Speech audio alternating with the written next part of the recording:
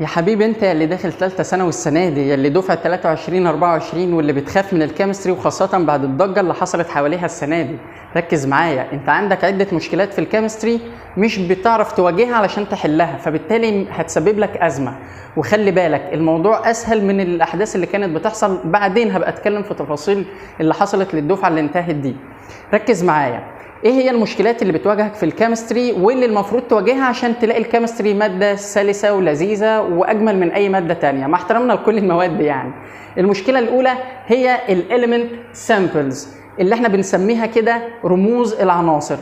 انت بتبقى قاعد بينك وبين نفسك وانت بتذاكر بتقول يا البريدكتيف والجدول بتاع العناصر ده كله، يا ترى فيه كام اليمنت؟ يا ترى الاتومز دي مين يعرفها؟ طب يعني كتبت ازاي؟ طب وهي ليه دي مكتوبه كده؟ هو ليه الصوديوم اللي بادئ بالاس ليه مكتوب بالان ايه؟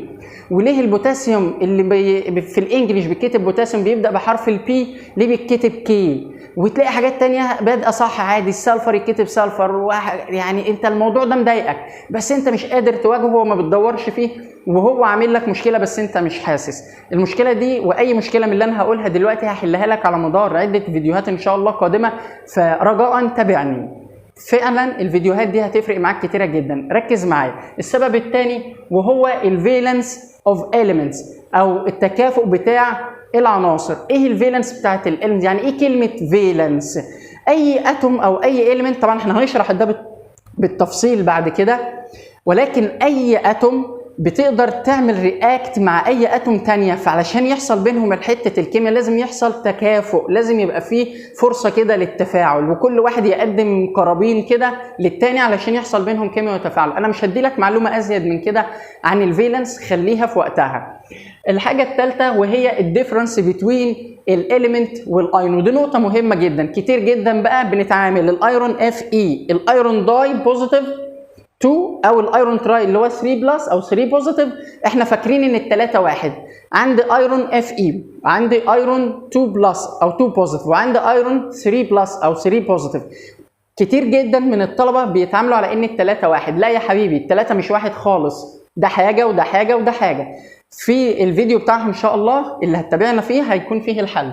حاجه كمان وهي الكيميكال فورمولا. انا بعدد مشكلات، مش بشرح المشكله بتتواجه ازاي وبتتحل ازاي. المشكله اللي بعد كده هي الكيميكال فورمولا، اللي هي الصيغه الكيميائيه. طبعا انت عارف لما اقول صوديوم كلورايد في ناس هتقول لك NaCl، ده التيبل سولت يا باشا، احنا كلنا عارفينه. وناس ثانيه تقول لهم ايرون تراي سلفيت، فيقول لك في ناس عارفه وفي ناس مش عارفه. في ناس بقى بتهرب من الحته دي، هو يقول لك هو انا عارف احفظ الاسم، لما هتديني السيمبلز بتاعته فانا مش عارف. السيمبلز دي مجمعه على بعضها بنسميها كيميكال فورمولا، انت بتهرب منها ولما بتشوفها بتضايقك وما انتش عارف تقراها صح، ولان هي مالهاش رول انت قادر تمسكها منها. فمره نقول لك ايرون تراي سلفيت ومره تقول ايرون داي سلفيت، طب انا امتى اعمل دي وامتى اقول ان دي هي دي؟ فالموضوع ده بيضايقك. تمام، فحدد مشكلتك وواجهها، مش هيبقى عندك مشكله خالص في الكيمستري. انما هتسيب المشكله وهتخاف تواجهها هتفضل عندك مشكله في الكيمستري. من ضمن المشكلات برضو هي الاتوميك راديكالز.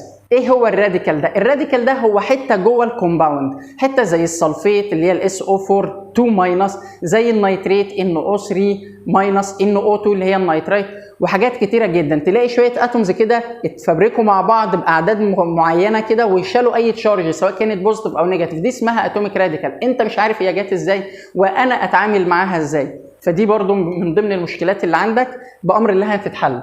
حاجه كمان وهي الفورمز اوف اليمنتس. فورمز اوف اليمنتس اللي هي اشكال الاليمنت. يعني تلاقيني مره ادي لك مثال انت عارفه، هتلاقينا بنقول الاكسجين O2 مظبوط، تلاقينا بنتكلم مثلا الايودين اللي هو اليود بالنسبه للناس اللي بتاخد كيمياء عربي I2، وتلاقي النيتروجين N2، وتلاقي الكلوراين Cl2. انت يعني ايه تمام، وتتفاجئ بقى ان في حاجات ثانيه Fe واحده، مفيش 2 تحتها ولا حاجه وهي واقفه لوحدها. صوديوم Na تلاقي واحده بس.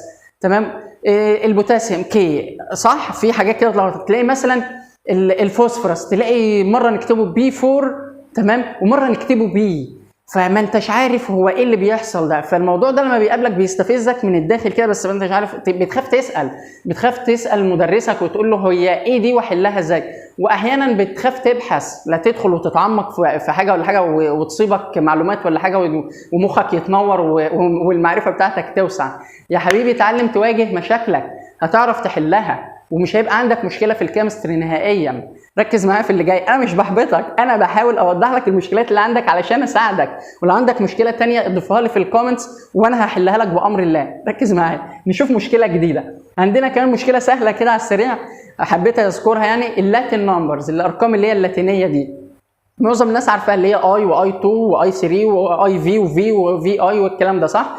ليه بقولها؟ بتقابلنا في مسميات واحنا بنسمي الكيميكال فورمولا، ممكن يقابلنا السيمبل ده بنحتاجه، وتلاقيها في البريدكت تيبل. تلاقي مثلا عندك في الليفت هاند سايد في البريدكت تيبل تلاقي جروب 1A بعديها 2A، وبعدين تروح على الرايت هاند سايد تلاقي 3A 4A 5A، صح كده؟ هتلاقينا كاتبين السيمبلز دي، تلاقينا يعني احنا بتوع كيمياء، تمام؟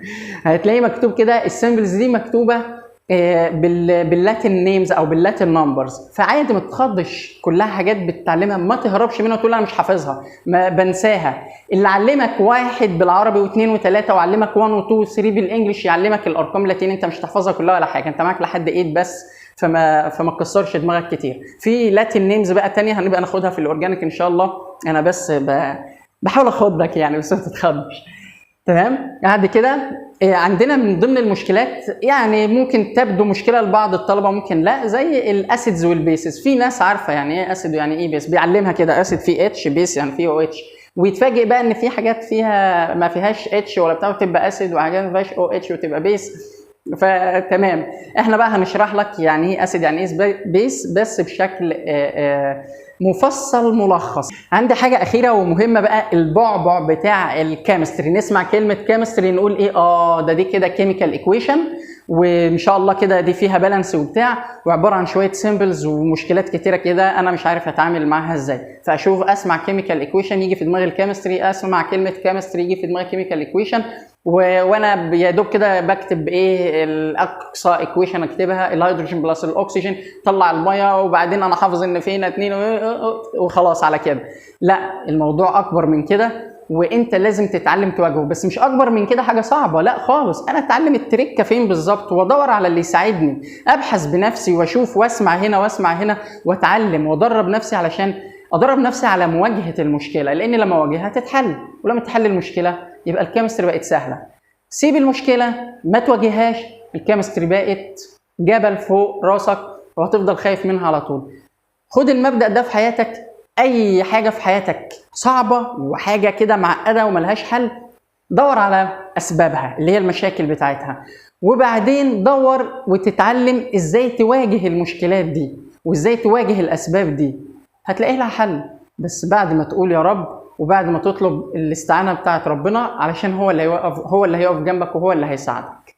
اشوفك ان شاء الله في الفيديو اللي جاي، الفيديو اللي هتتعلم فيه ايه هي الاليمنت سيمبلز. الموضوع يبدو بسيط ويبدو سهل، بس لما هتشوف الفيديو ان شاء الله هتلاقي كميه معلومات كانت بسيطه بالنسبه لك بس انت كنت بتخاف تواجهها، وهتستفيد كتير جدا منها وهتفرق معاك صدقني في اللي جاي. اشوفك الفيديو اللي جاي ان شاء الله، في سلام الله. سلام.